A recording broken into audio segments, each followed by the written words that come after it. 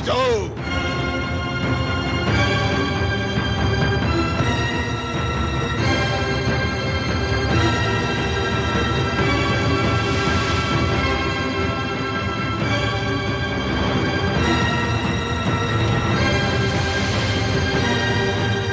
किसमें इतना साहस है कि लंकेश के रहते इस पवित्र धनुष को अपने पवित्र हाथों से छूने का दुस्साहस भी कर सके?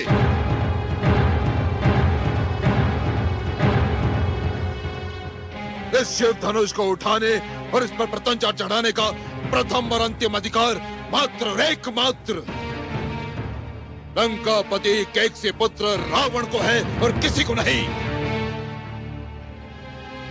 मानव की सभा में आकर मानवों का अपमान कर रहे हो लंकेश।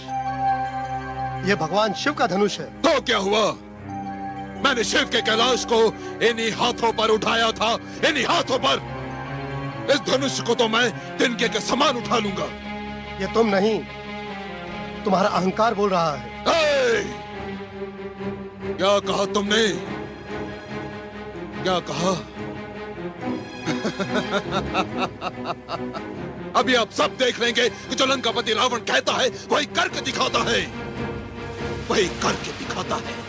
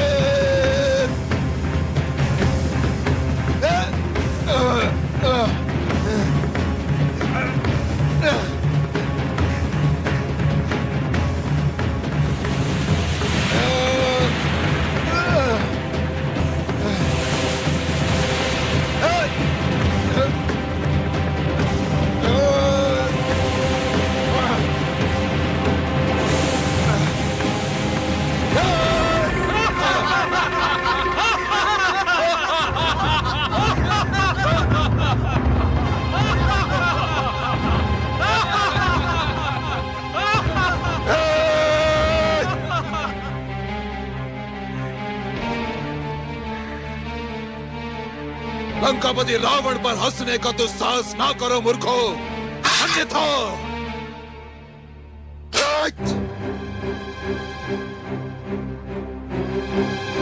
जिस शिव धनुष को लंकापति रावण नहीं उठा सका उसे संसार में कोई नहीं उठा सकता। मिथिला नरेश जनक, मुझे आपसे सहानुभूति है। अशुभ बोलने के लिए क्षमा चाहता हूँ, परंतु अब आपकी पुत्री सीता जीवन भर अविवाहित रहेगी, बिन ब्याही रहेगी।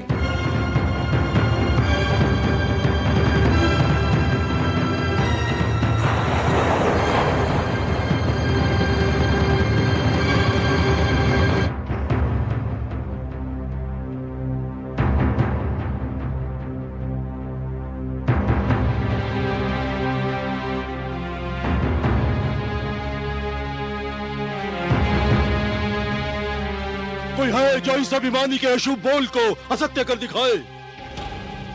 आगे बढ़ो वीरों और सिद्ध कर दो इस देश में वीरों की कोई कमी नहीं।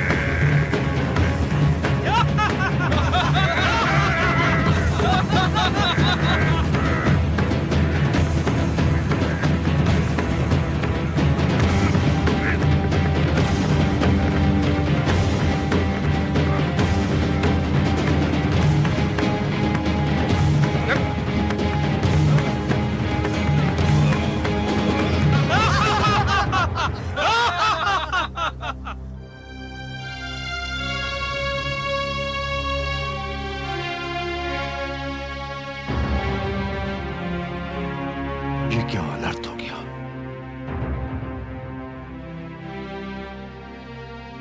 क्या मेरी पुत्री सीता, मेरी नयनतारा जीवन भर अविवाहित रह जाएगी? यदि मुझे ज्ञात होता तो मैं ये संकल्प ही न लेता।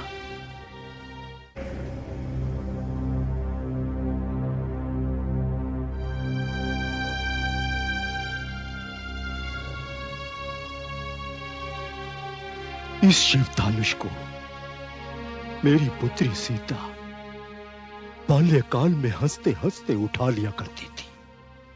उसे आज उसे कोई टस से मस भी नहीं कर सका। मुझे ज्ञात नहीं था कि यह धरती वीरों से रिक्त हो गई है। सभी क्षत्रिय नपुंसक निकलेंगे। बस कीजिए मिथिलेश, बस कीजिए। आपको समस्त क्षत्रियों का अपमान करने का कोई अधिकार नहीं है।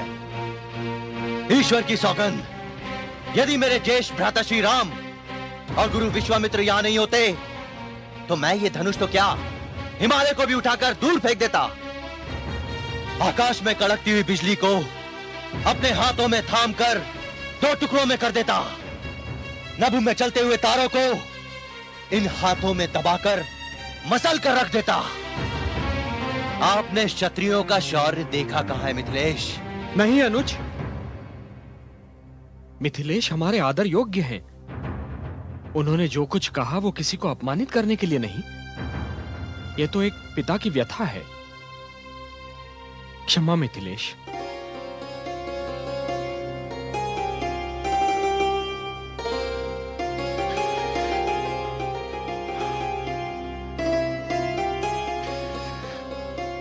शिष्य राम,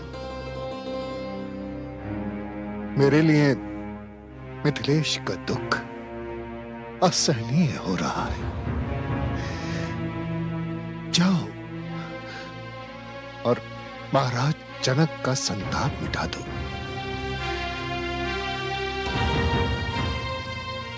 ये मेरा आदेश है। उठाओ धनुष और उसकी प्रत्यंचा चढ़ा दो। विजयी भव।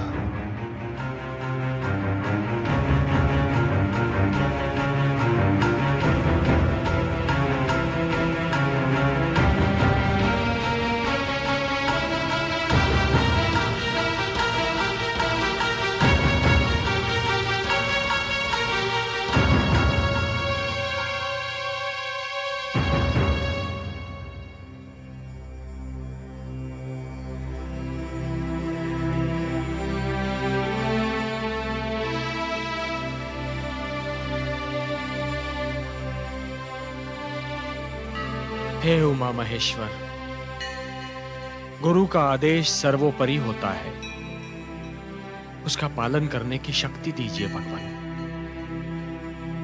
मैं आपके चरणों में आवाहन करता हूं कि मेरे मन की अन्य सारी इच्छाओं, आकांक्षाओं को त्यागने में मेरी सहायता कीजिए।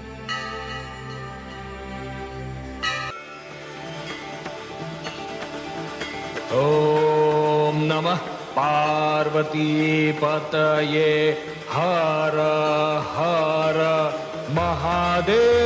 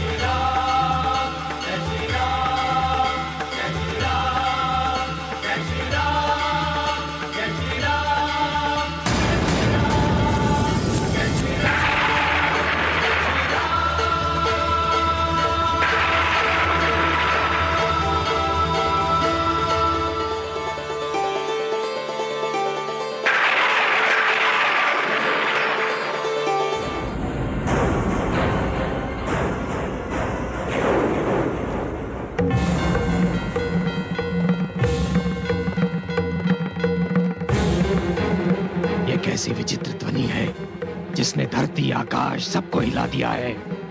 अवश्य ही किसी ने मेरे आराध्य एवं गुरु शिव का धनुष तोड़ दिया है। जिसने भी ये दुस्साहस किया है, ईश्वर की सौगंध, उसने स्वयं की मृत्यु को निमंत्रण दिया है।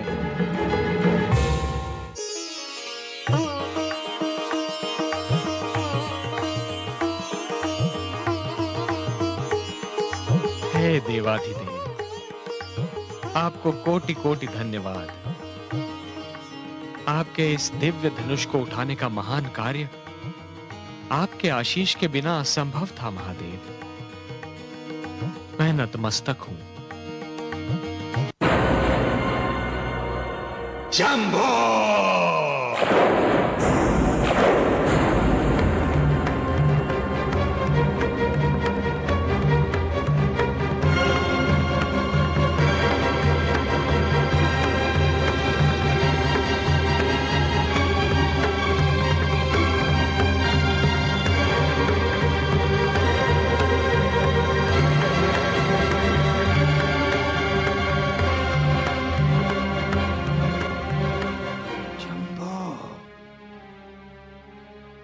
कौन है ये दुस्साहसी?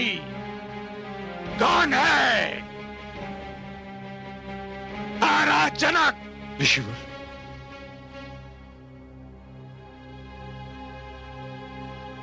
हे प्रभु, हे ऋषिवर, हे परशुराम, क्षमा क्षमा। मैंने भगवान शिव के समक्ष ये प्रतिज्ञा ली थी कि जो भी इस शिव धनुष को उठाकर इस पर प्रत्यंचा चढ़ाएगा, मैं उसी से अपनी पुत्री सीता का विवाह करूंगा। तुम्हारी प्रतिज्ञा का संबंध इस धनुष को उठाने एवं उस पर प्रत्यंचा चढ़ाने से था, इसे तोड़ने से नहीं। जिसने भी यह अपराध किया है वो मेरे सामने आए।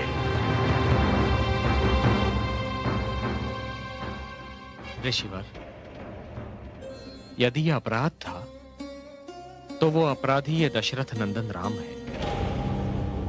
किंतु मेरा विश्वास कीजिए ऋषिवर, मैंने यह अपराध जानबूझकर नहीं किया है। प्रत्यंचा चढ़ाने की चेष्टा में धनुष मुझसे टूट गया। यदि आपको इससे दुख पहुंचा है तो क्षमा प्रार्थी हूं।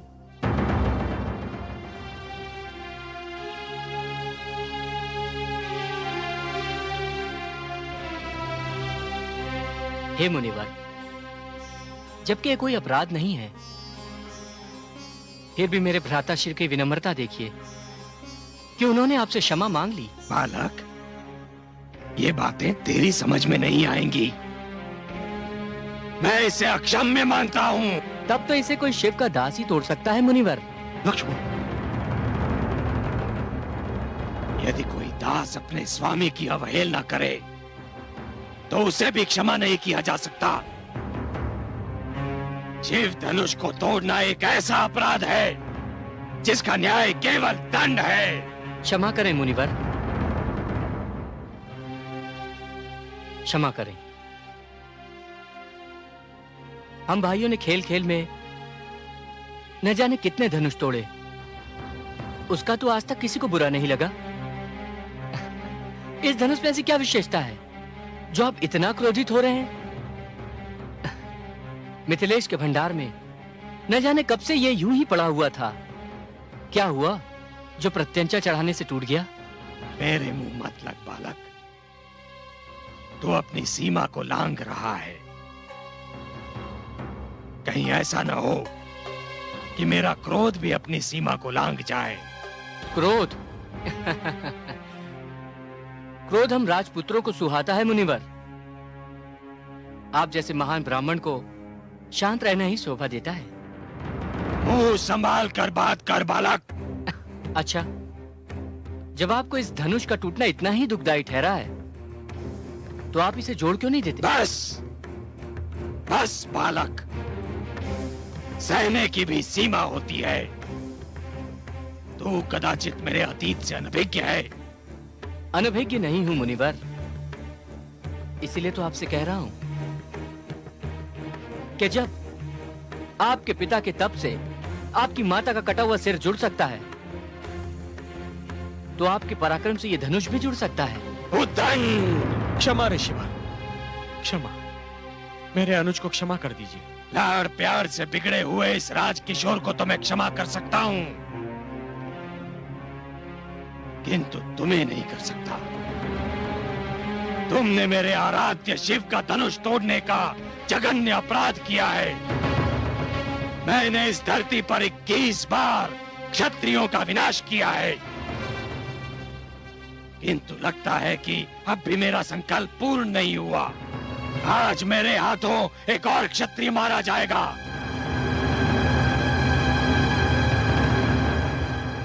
तो अपना प्रण पूरा कीजिए मुनिवर। मैं तो भाग्यशाली हूं कि मेरा शीश स्वयं परशुराम जैसे महापुरुष की परशु की छाया में आ गया। किंतु मेरी एक बात अवश्य ध्यान से सुनिए मुनिवर। जिस प्रकार वाटिका के एक विषैले पौधे को नष्ट करने के लिए समस्त वाटिका को उजाड़ देना अनुचित है, उसी प्रकार एक अपराधी को दंडित करने के लिए उसकी समस्त पीढ़ियों को दंडित करना अनुचित है। मुनिवर, आपने एक क्षत्रिय से क्रोधित होकर उसकी समस्त पीढ़ियों का वध कर दिया। आप तो क्षत्रियों के अहंकार को नष्ट करना चाहते थे मुनिवर, किंतु आप स्वयं अपने ही अहंकार के बंदी हो गए। अब एक शब्द भी अपने मुंह से मत निकालना।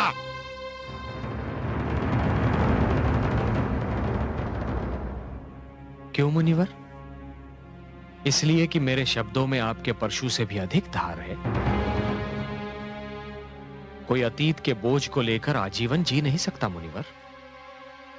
आप अपने अतीत के अहंकार को वर्तमान में ले आएंगे, वर्तमान से भविष्य में ले जाएंगे तो थक जाएंगे। मुनिवर, मेरी आंखों में देखकर बताइए, कौन सा आक्रोश आप हम पर निकाल रहे हैं?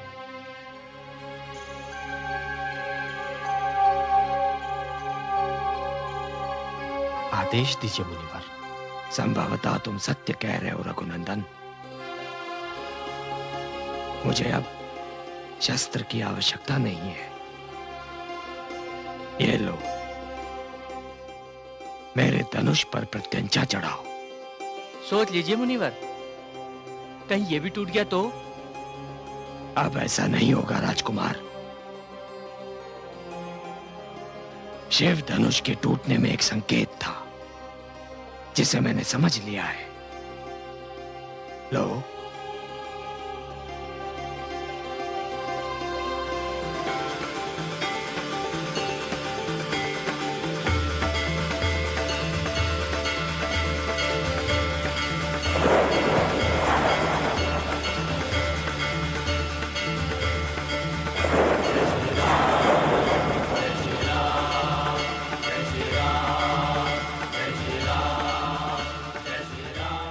प्रभु,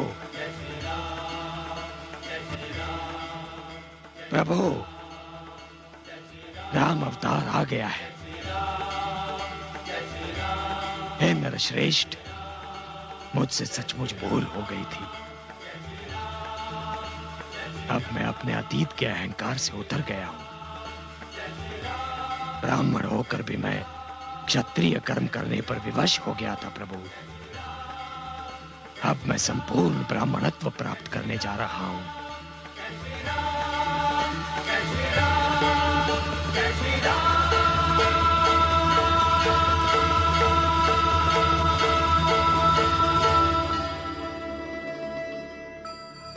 आओ पुत्री।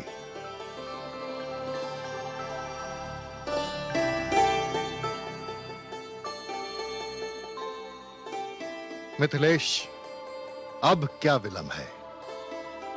शुभ समाचार अयोध्या पहुंचा दें और महाराज दशरथ से कहें कि शीघ्र ही बारात लेकर जनकपुरी आ जाएं। लग्न पत्रिका लेकर मैं स्वयं अयोध्या जाऊंगा।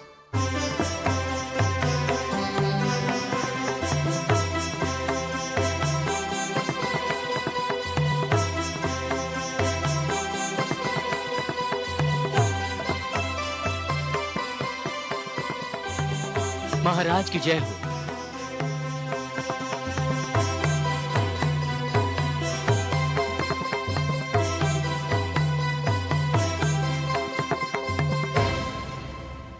मिथिला राज्य के कुलगुरु ऋषि शतानंद महाराज से मिलना चाहते हैं। उन्हें सादर यहाँ लेकर आओ।